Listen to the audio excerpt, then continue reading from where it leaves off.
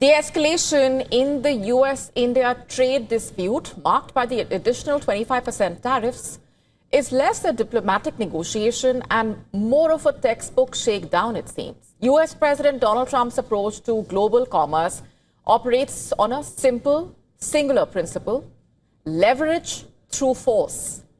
And Trump has not been negotiating, it's usually an ultimatum. This imposition of tariffs on India is being called an economic punishment by many. The Trump administration's stated rationale is punishing India for its continued purchase of Russian oil. But experts say it serves as a pretext for a wider trade rebalancing that is unilaterally defined by the US. The threats and the high tariffs are being considered a coercion to comply. Experts say the real tragedy is how this leaves the future of trade to be pushed down the line, creating a cycle of instability where no one can plan with certainty. Key Indian sectors like textiles and gems will now face crippling duties. The repercussions are real and immediate.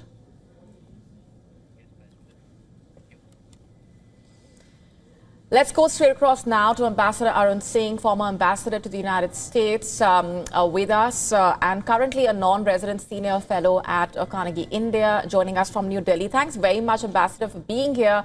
I have to begin by asking you for your assessment of where things stand right now, the current situation, and what you make of the strategy on part of the US president.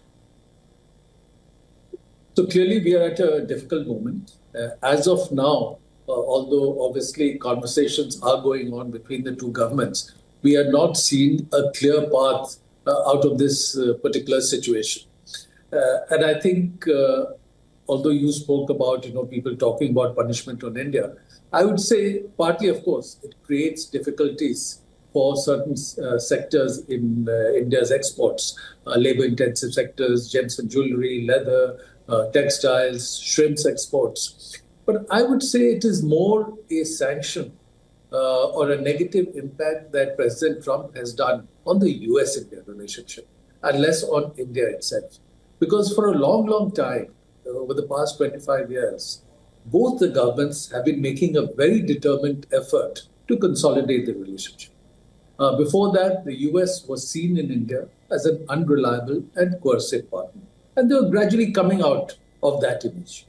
But by the action that President Trump has taken now, entirely driven by his own domestic politics, will again resurrect in India the feeling that the US is a coercive and unreliable partner. So at some stage when we start coming out of this particular situation, and I'm confident we will, because there is a lot of convergence in the interests of the two countries. For example, if you saw, despite the present difficulties, on Monday, an intersessional official level meeting of the 2+2 dialogue was held. Now, the 2+2 is a combined meeting of the foreign and defense ministries of the two countries, which India has with very few countries, and US also has very few countries. That is a signal that you see a certain level of strategic convergence. So they're continuing with that. Again, from reports that we see, functional level meetings of the Quad are continuing. Now, the Indian Foreign Secretary had recently done a briefing on the Prime Minister's forthcoming visit to Japan. And again, he spoke about the importance of Quad. And there, India and the US are important members there. So there is a lot of strategic convergence in the interests of the two countries. And for instance, when the US ambassador to India, the forthcoming ambassador, was announced, in the tweets or statement that he put out, the Secretary of State of the US, Marco Rubio, he said India is one of our most important countries. So they recognize that. And so, both will make an effort to come out of this particular situation.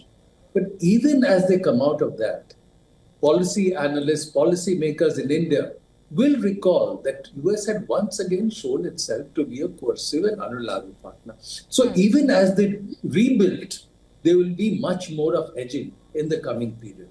So it's certainly a loss to India. It's a loss to the US. It's a loss to the US-India relationship. And everybody will have to factor that in.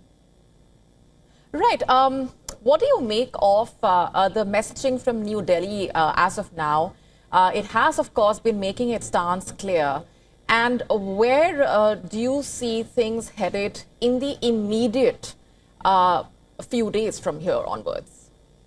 So I think, as I see it from outside, I'm not in the government anymore. So as I see it from the outside, the messaging from New Delhi seems to be clear: that don't unnecessarily escalate the situation, don't exacerbate the situation, but hold firm on your red lines. And so, the Prime Minister himself, the Commerce Minister, they've spoken about how it's not possible for India to make the kind of compromises on agriculture, dairy that the US has been asking. So those are the certain red lines for India. So hold firm on that and widen your options. So again, the External Affairs Minister, for example, was speaking at a public event recently when he was posed the same question. And he said, looking ahead, there will be further emphasis on diversification, both in terms of inputs that come into for production, also in terms of the export markets. So I think we will see that. And in your opening frame, there was a reference to an enhanced focus on new markets. So I think that effort will be there. But I think, having said all that, we have to recall that the US will remain an essential partner for India.